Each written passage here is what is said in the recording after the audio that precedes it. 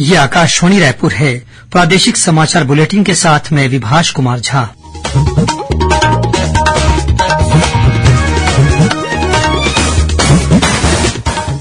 और अब पेश आज के मुख्य समाचार।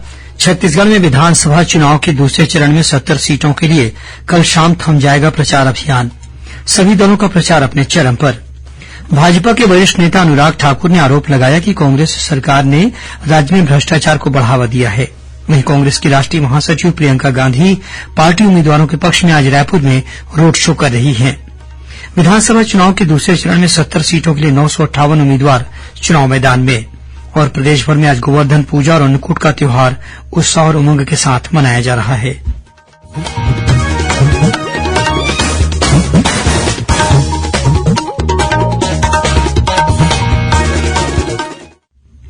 अब समाचार विस्तार से। छत्तीसगढ़ में विधानसभा चुनाव के दूसरे चरण में 70 सीटों के लिए कल शाम चुनाव प्रचार समाप्त हो जाएगा। दूसरे चरण में 17 नवंबर को मतदान होगा। इस बीच चुनाव प्रचार अपने चरम पर है। विभिन्न दलों के राष्ट्रीय नेता अपने प्रत्याशियों के पक्ष में प्रचार करने के लिए लगातार छत्तीसगढ़ का दौरा कर रहे हैं। इसी कड़ी में आज रायपुर में भाजपा के वरिष्ठ नेता और केंद्रीय सूचना प्रसारण मंत्री अनुराग ठाकुर ने प्रेस वार्ता में आरोप लगाया कि कांग्रेस सरकार ने राज्य में 5 वर्ष के कामकाज को बताने की बजाय नए नए वादे ही किए हैं। उन्होंने आरोप लगाया कि पिछले चुनाव के दौरान कांग्रेस ने जो वादे किए थे उन्हें इन 5 वर्षों में पूरा करने की बजाय उसकी सरकार ने भ्रष्टाचार को बढ़ावा दिया है। केंद्रीय मंत्री अनुराग ठाकुर ने महादेव ऐप के जरिए 508 करोड़ रुपए के भ्रष्टाचार के साथ ही शराब घोटाले और पीएससी घोटाले की चर्चा भी की। उन्होंने आरोप लगाया कि कांग्रेस ने किसानों, युवाओं, बेरोजगारों और महिलाओं के साथ किए गए वायदों को पूरा नहीं किया और इस चुनाव में भी कांग्रेस एक बार फिर झूठे वायदे कर रही है। श्री ठाकुर ने कहा कि केंद्र की भाजपा सरकार गरीबों, किसानों, आदिवासियों, युवाओं और महिलाओं के कल्याण के लिए विभिन्न योजनाओं और कार्यक्रमों के जरिए देश भर में लोगों को लाभ पहुंचा रही है। लेकिन छत्तीसगढ़ में कांग्रेस सरकार ने केंद्र की योजनाओं और कार्यक्रमों का लाभ आम जनता तक पहुंचने नहीं दिया। श्री ठाकुर ने कहा कि प्रदेश में भाजपा की सरकार बनने के बाद किसानों को धान खरीदी के पिछले 2 वर्षों की बोनस की बकाया राशि का भुगतान करने के साथ ही प्रधानमंत्री आवास योजना में गरीबों को पक्के मकान दिए जाएंगे और नल कनेक्शन के जरिए हर घर में पीने का पानी भी उपलब्ध कराया जाएगा। उन्होंने प्रदेश में कथित रूप से बढ़ रहे अपराध पर चिंता जताते हुए कहा कि कांग्रेस सरकार में महिलाओं पर अत्याचार बढ़ा है और कांग्रेस झूठे वायदों के सहारे फिर से सत्ता में काबिज होना चाहती है। इस बीच भाजपा नेता और केंद्रीय मंत्री स्मृति ईरानी ने आज सक्ती और जैजैपुर में भाजपा प्रत्याशी के पक्ष में समर्थन मांगा। उन्होंने कहा कि प्रधानमंत्री नरेंद्र मोदी ने जो भी वादे किए हैं उन्हें निश्चित रूप से पूरा किया गया है। श्रीमती ईरानी ने कांग्रेस पर पिछले चुनाव के समय किए गए वादों को पूरा नहीं करने का आरोप भी लगाया। उन्होंने राज्य की कांग्रेस सरकार पर महादेव ऐप के जरिए भ्रष्टाचार करने का आरोप लगाया। असम के मुख्यमंत्री हिमंता बिस्वा शर्मा ने आज अहिवारा विधानसभा क्षेत्र में भाजपा प्रत्याशी डोमन लाल के पक्ष में चुनाव प्रचार किया। वहीं मुख्यमंत्री भूपेश बघेल ने आज बेमेतरा जिले के नवागढ़ विधानसभा क्षेत्र में पार्टी प्रत्याशी गुरु रुद्रकुमार के पक्ष में आमसभा ली।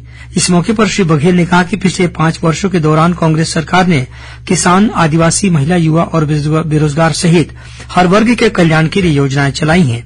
श्री बघेल ने कहा कि कांग्रेस किसान हितैषी सरकार है जो किसानों के हित में काम कर रही है।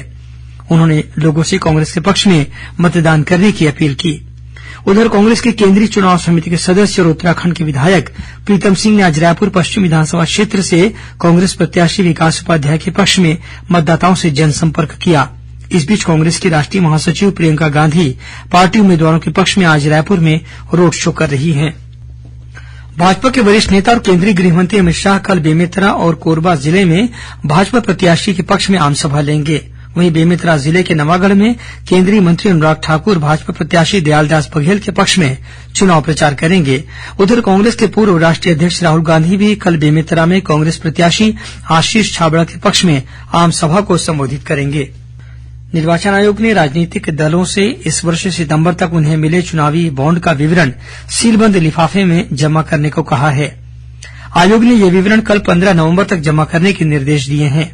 सभी राजनीतिक दलों के अध्यक्षों को भेजे गए पत्र में आयोग ने कहा है कि जिन दलों ने चुनावी बॉन्ड के रूप में कोई भी चंदा लिया है उन्हें चंदा देने वाले के बारे में जानकारी तथा रकम की सूचना के साथ ही हर एक बॉन्ड के रूप में मिले धन का पूरा विवरण देना होगा।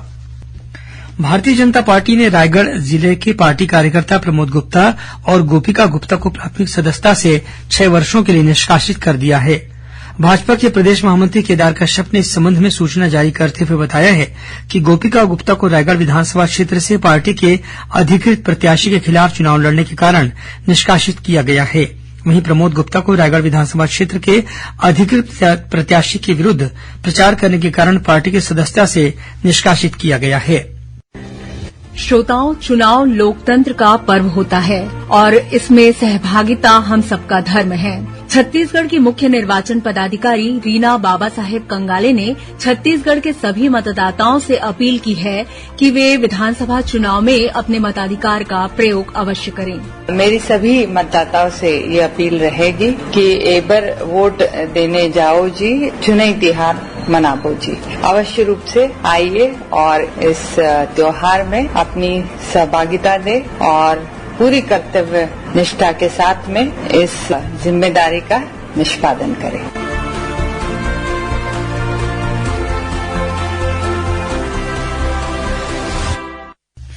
प्रदेश में विधानसभा चुनाव के दूसरे चरण में 70 सीटों के लिए 958 उम्मीदवार अपनी किस्मत आजमा रहे हैं। दूसरे चरण में 1,63,14,479 मतदाता अपने मताधिकार का प्रयोग कर सकेंगे।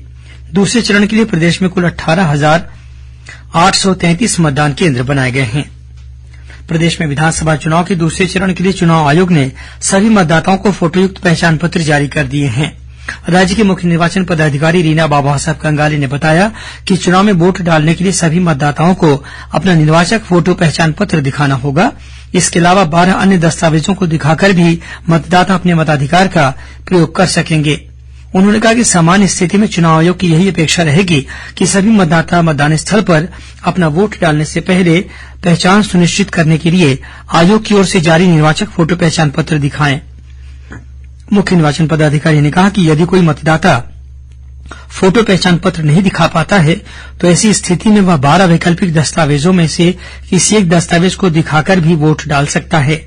इसके लिए आधार कार्ड, मनरेगा job card, driving licence, PAN card और भारत सरकार द्वारा जारी पासपोर्ट को वैध दस्तावेज माना गया है।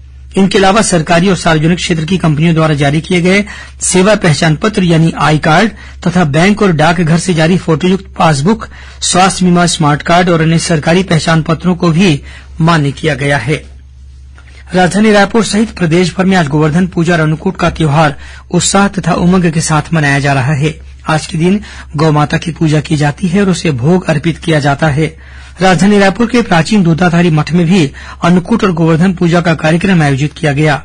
प्रदेश के अन्य जिलों से भी अन्नकूट और गोवर्धन पूजा का पर्व मनाए जाने के समाचार मिले हैं। कल भाईदूज का पर्व मनाया जाएगा। राज्यपाल विश्वभूषण हरिचंदन से आज राजभवन में ब्रह्मा कुमारी बहनों ने भेंट कर भाईदूज का टीका लगाया और दीपावली की बधाई तथा शुभकामनाएं दी। राज्यपाल ने भी उन्हें दीपावली की शुभकामनाएं दी। जांजगीर चांपा जिले में आगामी 15 से 23 दिसंबर तक सेना भर्ती रैली का आयोजन किया जाएगा। इसके तहत अग्निवीर सैनिकों की भर्ती विभिन्न पदों पर की जाएगी। इसमें प्रदेश के सभी 33 जिलों के पुरुष उम्मीदवार भाग ले सकेंगे। इसके अलावा छत्तीसगढ़ और मध्यप्रदेश के सभी जिलों के उम्मीदवारों के लिए हवलदार, सर्वेक्षक और स्वचालित मानचित्रकार के पद पर भर्ती के लिए भी रैली का आयोजन किया जाएगा। गौरतलब है कि भारतीय सेना द्वारा बीते अप्रैल महीने में सेना में भर्ती के लिए सामान्य प्रवेश परीक्षा का ऑनलाइन तरीके से आयोजन किया गया था। इस भर्ती रैली में ऑनलाइन परीक्षा में उत्तीर्ण उम्मीदवार शारीरिक दक्षता सहित अन्य भर्ती प्रक्रियाओं में भाग ले सकेंगे। रैली में भाग लेने वाले योग्य अभ्यर्थियों का प्रवेश पत्र उनके ईमेल पर भेज दिया गया है।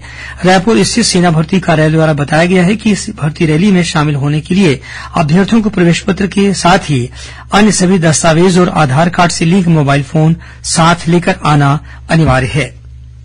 और पेश है मौसम का हाल। प्रदेश के अधिकांश इलाकों में इस समय उत्तर दिशा की हवा नहीं चलने से ठंड बढ़ने की संभावना नहीं है। मौसम विभाग के अनुसार बंगाल की खाड़ी और उसके आसपास के क्षेत्र में एक कम दबाव का क्षेत्र बना हुआ है। वहीं ऊपरी हवा में चक्रवाती घेरा बनने के कारण प्रदेश के आसमान में बादल छाए हुए हैं। इस वजह से प्रदेश में फिलहाल ठंड बढ़ने के आसार नहीं है। मौसम वैज्ञानिकों के अनुसार कल से हवा की दिशा बदलने की संभावना है। इसके बाद आसमान खोलते ही न्यूनतम तापमान में कमी का सिलसिला शुरू हो सकता है। आज विश्व मधुमेह दिवस है। इस वर्ष का विषय है डायबिटीज यानी मधुमेह की सही देखभाल पर ध्यान देना। मधुमेह के इलाज में इंसुलिन को एक महत्वपूर्ण घटक माना जाता है। इसी इंसुलिन की खोज करने वाले चिकित्सा वैज्ञानिक सर फ्रेडरिक बेंटिन के जन्मदिन पर विश्व मधुमेह दिवस मनाया जाता है। कुछ खबरें संक्षेप में सुन लीजिए। कल राष्ट्रीय जनजातीय गौरव दिवस है। इस अवसर पर राज्यपाल विश्वभूषण हरिचंदन ने प्रदेशवासियों को शुभकामनाएं दी हैं। गौरतलब है कि महान स्वाधीनता सेनानी और लोकनायक बिरसा मुंडा के जन्मदिन 15 नवंबर को देशभर में राष्ट्रीय जनजातीय गौरव दिवस के रूप में मनाया जाता है। आज बाल दिवस है। बच्चों के अधिकारों, उनकी समुचित देखभाल और शिक्षा के प्रति जागरूकता बढ़ाने के लिए हर वर्ष 14 नवंबर को देश के पहले प्रधानमंत्री पंडित जवाहरलाल नेहरू की जयंती पर यह दिन मनाया जाता है। रायगढ़ कलेक्टर कार्तिकेय गोयल और वरिष्ठ पुलिस अधीक्षक सदानंद कुमार ने सुरक्षा बलों के साथ आज शहर में फ्लैग मार्च किया और लोगों से निडर होकर मतदान करने की अपील की। और दुर्ग जिले के मेरेसरा गांव में 2 कारों की टक्कर में पति पत्नी की मौत हो गई, वहीं 4 अन्य लोग घायल हो गए। अंत में मुख्य समाचार एक बार फिर। छत्तीसगढ़ में विधानसभा चुनाव के दूसरे चरण में 70 सीटों के लिए कल शाम थम जाएगा प्रचार अभियान। सभी दलों का प्रचार अपने चरम पर। भाजपा के वरिष्ठ नेता अनुराग ठाकुर ने आरोप लगाया कि कांग्रेस सरकार ने राज्य में भ्रष्टाचार को बढ़ावा दिया है। वहीं कांग्रेस की राष्ट्रीय महासचिव प्रियंका गांधी पार्टी उम्मीदवारों के पक्ष में आज रायपुर में रोड शो कर रही हैं।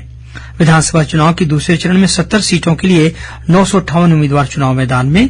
और प्रदेशभर में आज गोवर्धन पूजा और अन्नकूट का त्योहार उत्साह और उमंग के साथ मनाया जा रहा है। इसी के साथ प्रादेशिक समाचार बुलेटिन समाप्त हुआ। नमस्कार।